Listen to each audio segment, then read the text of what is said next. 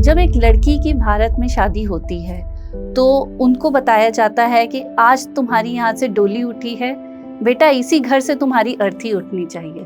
अपने घर की बात को घर में ही दबा के रखना। मैरिटल रेप्स को आपको मना करना चाहिए। शादी के बाद भी नो मीन्स नो ही होता है। एक घरेलू हिंसा में उस 4 साल के बच्चे को भी उस दिन चोट लग गई। जब ये सब हुआ तब उसको होश आया कि इस माहौल में शायद मैं ही नहीं, मेरा अपना बच्चा भी सेफ नहीं है।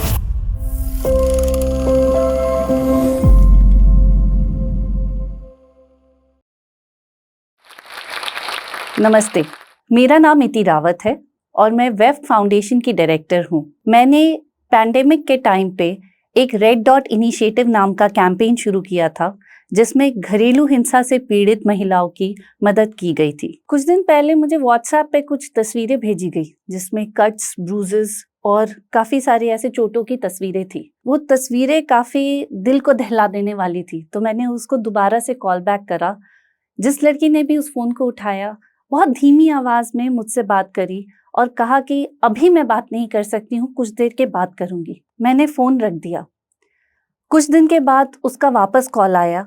तब उसने बताया उसका नाम और वो एक 4 साल के बच्चे के साथ रह रही थी और उसके साथ ये घरेलू हिंसा लगातार हो रही थी। उस दिन वो मेरे पास कॉल करके मदद के लिए इसलिए पहुंची कि एक घरेलू हिंसा में उस 4 साल के बच्चे को भी उस दिन चोट लग गई। जब ये सब हुआ तब उसको होश आया कि इस माहौल में शायद मैं ही नहीं, मेरा अपना बच्चा भी सेफ नहीं है। और तब हमने उसकी मदद करी। उसको उस घर से निकाला गया, पुलिस में कंप्लेन की गई और आज दोनों ही माँ बेटे सुरक्षित हैं, अपना अच्छा जीवन व्यतीत कर रहे हैं। उसकी माँ ने अपने लिए एक नौकरी पकड़ी जो कि एक छोटी सी शुरुआत थी एक बीपीओ से, बट वो आज सिर्फ बीपीओ की एक टीम लीडर भी है और अपनी टीम खुद से चला रही है। ये होती है शक्ति एक माँ की जब वो अपने बच्चे को बचाना चाहती है। अगर आपको लगता है कि आप बहुत ज्यादा तनाव में हैं और ये तनाव आपको मानसिक पीड़ा दे रही है, तब आपको इमीडिएटली किसी से बात करनी चाहिए। ये सबसे पहला पड़ाव होता है। उसके अलावा किसी भी तरह की हिंसा, थप्पड़ या फिर आपको ताना मारना या फिर अगर किसी ने आपको नीचा दिखाया है या आपको ऐसी बात कर रहे हैं कि आपको लग रहा है ये मेरी सच्चाई नहीं, कुछ और मेरी सच्चाई है, उसको हम लोग गैस लाइटिंग भी कहते हैं। अगर ऐसा कुछ आपके साथ हो रहा है तो ये सारे इनिशियल साइंस हैं कि आपके साथ घरेलू हिंसा हो रही है और आपको उसी समय इमीडिएटली मदद की जरूरत है और आपको मदद लेनी चाहिए। भारत में आईपीसी सेक्शन 498A के अंतर्गत घरेलू हिंसा से पीड़ित जितनी भी महिलाएं हैं वो जाकर अपने बारे में किसी भी पुलिस ऑफिसर को या पुलिस स्टेशन में जाकर ये बात रिपोर्ट कर सकती हैं। उनको अगर कोई भी घरेलू हिंसा से परेशानी है, वहां पे एक प्रोटेक्शन ऑफिसर भी होते हैं जो उनको मदद दे सकते हैं। इसके अंतर्गत अगर कोई अक्यूज्ड है और उनका वो साबित हो जाता है कि उन्होंने क्राइम किया है, उनको 3 साल तक जेल भी हो सकती है, उसके साथ साथ जुर्माना भी होगा। और हमारी जो पुलिस है वो हमेशा कहीं ना कहीं साथ देने के लिए तैयार रहती हैं। तो विमेन ऑफिसर्स हर पुलिस स्टेशन में तैनात की गई हैं जिनके पास आप जाकर अपनी बात रख सकते हैं और आप बता सकते हैं कि क्या आपको प्रॉब्लम हो रही है। यही नहीं, पुलिस जनरली इंटरवीन करके वो आपको या तो मिटिगेट कराने की कोशिश करती है, यानी कि साथ में वापस लाने की कोशिश करती है या वार्निंग देती है, या कुछ मामलों में जहां हिंसा बहुत ज्यादा बढ़ चुकी है वहां पे वो आपको अरेस्ट भी कर सकती है। और आप बहुत सारे एनजीओ से भी मदद ले सकती हैं, जैसे कि हमारा red dot initiative web foundation ने चलाया है। उसके अंतर्गत हम आपको रेस्क्यू करते हैं अगर आपको इमीडिएट ज़रूरत है हमारी। उसके बाद हम आपको मेंटल हेल्थ काउंसलिंग देते हैं और कोई नौकरी या किसी उद्योग के शुरुआत करने की जो तैयारी होती है वो सब भी करवाते हैं। तो ऐसे कोई ना कोई एनजीओज, पुलिस, लॉयर्स कि आप मदद ले सकते हैं और जाकर अपनी घरेलू हिंसा की शिकायत किसी के साथ भी दर्ज करा सकते हैं। अगर देखा जाए तो 1 में से 3 महिलाएं भारत में घरेलू हिंसा की शिकार हैं। और जब घरेलू हिंसा बोला जाता है तो लोग जनरली उसको फिजिकल वायलेंस से ही कंपेयर करते हैं।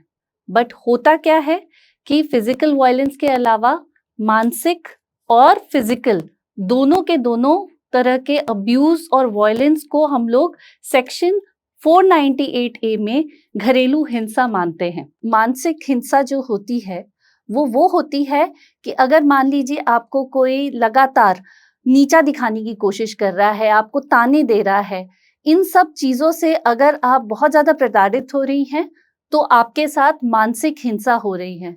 ये बहुत सारी महिलाएं अभी तक ये जान भी नहीं पाई हैं कि उनके साथ ये मानसिक हिंसा होती आ रही है और वो इस बात को रिपोर्ट भी नहीं करती हैं। देखा जाए तो मैरिटल रेप्स जिसको कहते हैं वो आज तक रिपोर्ट भी नहीं की जाती हैं। इनके पीछे जो आंकड़े बताए गए हैं वो आधे से कम है, क्योंकि इस टॉपिक पे काफी ज्यादा टैबू लगा हुआ है, इसलिए इस बात को लोग घर ही में दबा देते हैं और इस बात को कभी रिपोर्ट भी नहीं की जाती है। घरेलू हिंसा जो होती है वो ज्यादातर इंटीमेट पार्टनर्स के साथ होती है या फिर उन लोगों के साथ जो आपके साथ इंटरडिपेंडेंट है, यानी कि आपके घर के ही लोगों के बीच जनरली ये हिंसा होती है और इसीलिए ये आगे रिपोर्ट नहीं हो पाती। Marital rapes for example, marital rapes report नहीं किए जाते हैं।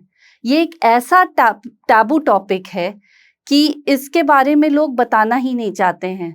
काफी कुछ शर्म के कारण, काफी कुछ लोग इस टॉपिक के बारे में डिस्कशन के कारण, क्योंकि अपने ही इंटीमेट पार्टनर के लिए जो हो रहा है आपके साथ, और हमें हमेशा से सिखाया गया है कि घर की बात घर में रखनी चाहिए, इन सब कारणों से हमारा कल्चर, हमारा ट्रेडिशन ऐसा है कि महिलाएं इन सब बातों को रिपोर्ट नहीं करती है। बट जो उनके ऊपर जो चीजें बीत रही है, जो वो सह रही हैं, वो सब गलत है और हमारे गवर्नमेंट ऑफ इंडिया ने इन सब चीजों के लिए कुछ ना कुछ लॉज बनाए हैं। मैरिटल रेप्स को आपको मना करना चाहिए। शादी के बाद भी नो मीन्स नो ही होता है। भारत में बहुत सारी महिलाएं ऐसी हैं जो मैरिटल रेप्स फेस करती हैं, पर उनके लिए कोई और चारा नहीं है बाहर जाने का। डिवोर्स आप ले सकते हो, बट डिवोर्स लेने की जो प्रक्रिया है भारत में वो इतनी डिफिकल्ट है कि जनरली औरतें बाहर नहीं जाती हैं। एक तो सोसाइटी और कल्चर का प्रेशर, और ऊपर से हमारे गवर्नमेंट ने जो लॉज बना रखे हैं उसमें डिवोर्स लेना भारत में बहुत ही मुश्किल है। आपको पता है भारत डिवोर्स रेट में वर्ल्ड में, विश्व में सबसे नीचे के स्तर पे आता है। हमारे भारत में ज्यादातर मैरिजेस डिवोर्स में नहीं कन्वर्ट करते हैं, सिर्फ 1% मैरिजेस डिवोर्स में कन्वर्ट कर पाते हैं, और वो भी इतना लंबा प्रोसीजर है कि जब भी आप आकर जज से मिलते हो और उनको बोलते हो कि मुझे इससे डिवोर्स लेना है क्योंकि मेरे साथ घरेलू हिंसा हुई है, मेरे साथ मैरिटल रेप हुआ है, तब जज आपको वापस 6 महीने रिकंसिडर करने के लिए भेज देता है, क्योंकि आपको वापस जाकर उसी इंसान के साथ 6 महीने वापस रहना पड़ता है एक अब्यूजर के साथ। तो सोचिए आपकी हालत क्या होगी। जब एक लड़की की भारत में शादी होती है तो उनको बताया जाता है कि आज तुम्हारी यहाँ से डोली उठी है बेटा, इसी घर से तुम्हारी अर्थी उठनी चाहिए। अपने घर की बात को घर में ही दबा के रखना, बाहर मत लाने देना, एडजस्ट करो, टॉलरेट करो। अब इन सब चीजों को लेकर जो महिला अपने लाडले घर से एक ऐसी अनजान दुनिया में पहुंच चुकी है जहां पर लोग उसको अभी समझने की कोशिश कर रहे हैं, हर बात पे उसको जज कर रहे हैं, कैसी खड़ी होती है, कैसा खाना पकाती है, कैसे ड्रेसअप होती है। ऐसे माहौल में सोचिए अगर उसके साथ घरेलू हिंसा की जाए, तब वो किसको जाके बताएगी, कहाँ जाके बताएगी? घर वालों ने तो उसको पराया कर दिया है और जिस नए घर में गई है उसने अभी तक अपनाया नहीं, और जब घर वालों को बताया तो घर वाले आके कहते हैं कि पति को तो गुस्सा आता ही है, 1-2 थप्पड़ तो चलता है।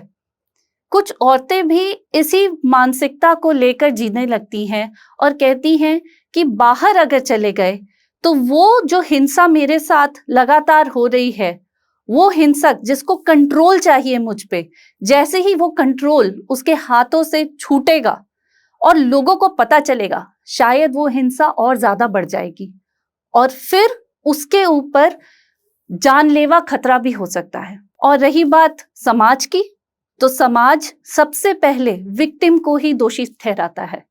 अगर डिवोर्स लिया तो लड़की में ही कुछ गलती होगी, अगर कुछ और बात आगे बढ़ी, पुलिस वालों के पास गए तो कहा जाता है कि एडजस्ट कर लो, मैनेज कर लो किसी तरह से। फाइनली ये होता है कि महिलाएं उसी घर में रहकर घरेलू हिंसा लगातार सहती रहती हैं, 12 साल, 13 साल या कभी कभी आजीवन भी।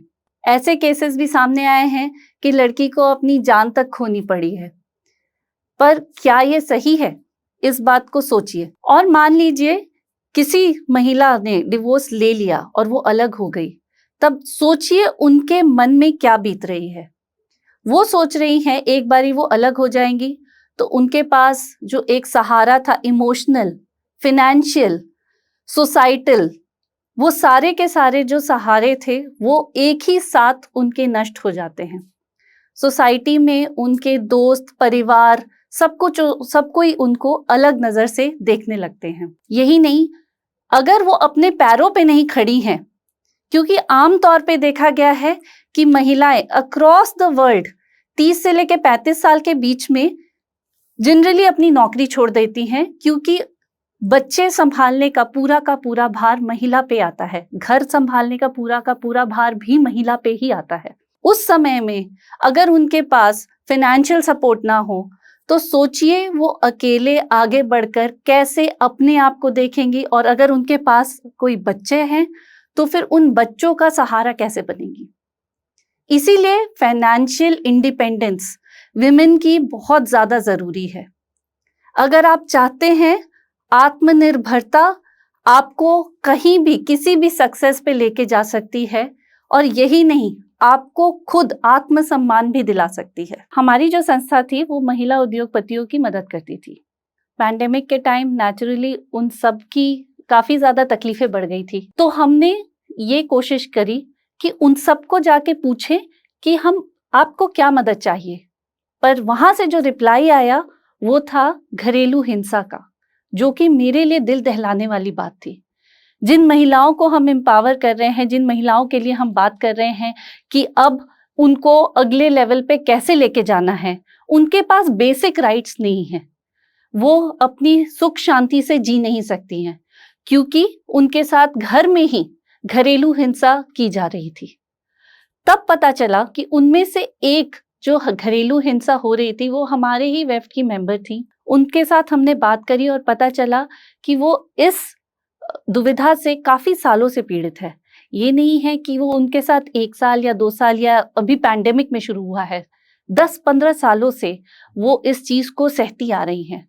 हाँ, बट ये था कि पैंडेमिक में जब दोनों इंसानों को घर पे रख दिया गया था, घरेलू हिंसा ऑटोमेटिकली बहुत ज्यादा बढ़ गई थी। जब कोविड चल रहा था तो अब्यूजर और अब्यूज्ड दोनों के दोनों एक ही छत के नीचे रहते थे और ऑटोमेटिकली उनके आंकड़े बहुत ज्यादा बढ़ गए थे। तो जब ये खबरें हमारे पास आई तो मैंने सोचा कि एक सरल उपाय निकालते हैं जिससे ये महिलाएं आगे आकर इस बात को रिपोर्ट कर सके, क्योंकि इसके पीछे बहुत सारी चीजें हैं, लोग आगे बढ़ के अपनी बातें बता नहीं पाते हैं। तो एक लाल बिंदी अगर आप हाथ पे लगा लेते हैं एक चिन्ह के तौर पे, इस चिन्ह का मतलब होता है कि आपके साथ घरेलू हिंसा हुई है। ये एक लैंग्वेजलेस साइन है SOS के लिए कि अगर आपको मदद चाहिए तो आप एक रेड डॉट अपने हथेली पे लगाकर आप किसी को भी दिखा सकते हैं और वो आपको मदद पहुंचाएंगे। इसी से रेड डॉट इनिशिएटिव की शुरुआत हुई और आज रेड डॉट इनिशिएटिव 400 से ऊपर महिलाओं को घरेलू हिंसा से बचाकर उनको अपने फाइनेंशियल इंडिपेंडेंस की तरफ घुमा रही है।